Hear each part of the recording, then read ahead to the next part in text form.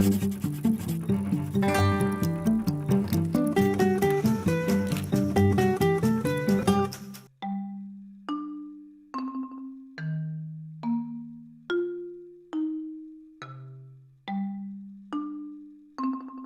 décors sont en papier, un peu en sable, un peu en matériaux. Mais dès qu'il y a de l'animation, c'est du sable.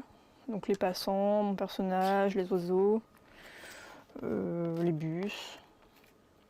Donc là, en l'occurrence, c'est un pied, une jambe qui bouge. C'est super malléable, enfin, il y a une vraie relation entre le sable et moi.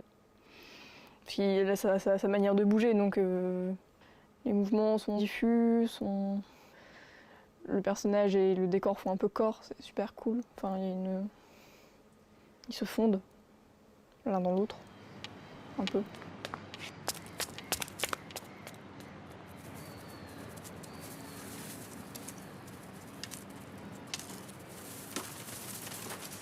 Il est, pendant le jour, d'invisibles étoiles dans le ciel.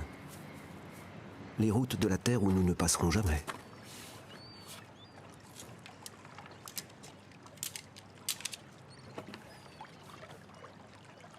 Je passe entre 20 minutes et 1 h30 par image. Donc comme je suis à 12 images secondes, donc pour faire 1 seconde, j'ai besoin de 12 images. Donc tu fais les calculs sur les plans compliqués, pour faire 1 seconde, j'ai besoin de 16 heures, donc ça fait 2 jours de boulot. Mais bon, c'est l'animation, donc je vais pas forcément me plaindre.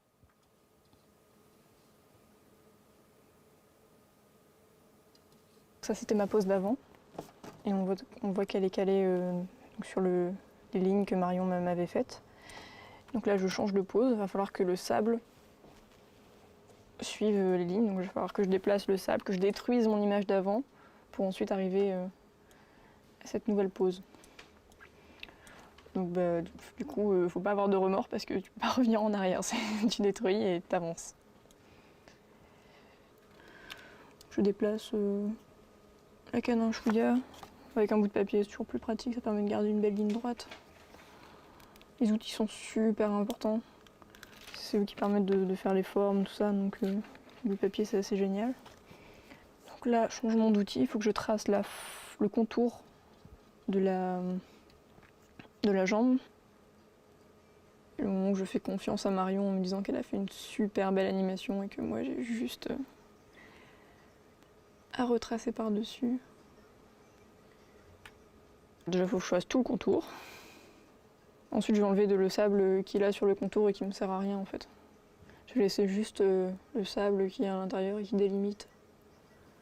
Si j'y vais trop brutalement, le sable qui est là, je vais le rentrer vers l'intérieur et ça va faire un contour vraiment pas beau. Donc c'est pour ça qu'il faut vraiment y aller délicatement et aller vers l'extérieur. Quand je rentre chez moi, j'ai l'impression d'avoir été à la plage, j'en ai partout. Ça gratte, mais sinon c'est marrant.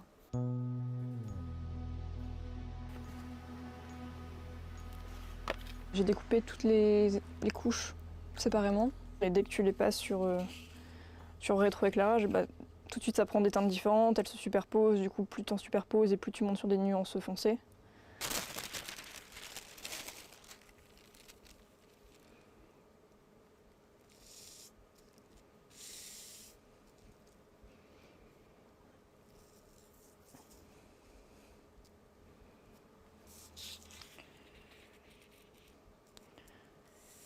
Et en superposition comme ça, sur 3-4 niveaux, ça va obtenir un super effet de brume.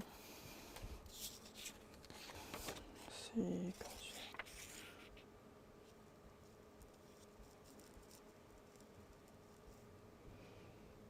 Entre chaque plan, un peu de sable, parce que c'est cool. Un peu comme des petites poussières en suspension.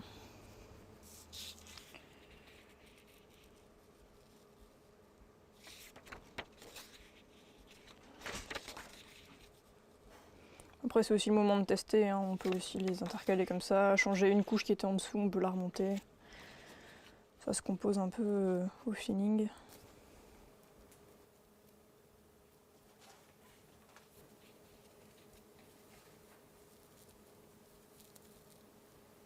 Et là je vais juste rajouter une plaque de verre. que pour la couche du dessus, en fait, je veux qu'elle soit un peu plus foncée et qu'il y ait un petit retour de lumière. Dès que tu mets une plaque de verre, t'as la lumière qui va rebondir sur le blanc du papier et redescendre sur la couche d'en dessous, donc il va y avoir une sorte de petit halo lumineux qui va déborder un peu sur la couche d'en dessous. Ça permet d'avoir des accents un peu partout qui se font naturellement, pas besoin de bidouiller après. Voilà, de sable. Du coup, là c'est bon, le décor est placé, donc c'est le moment juste de vérifier si la mise au point est bonne. Bon, ça a l'air cool. Et je vais pouvoir prendre la photo. Voilà, décor suivant.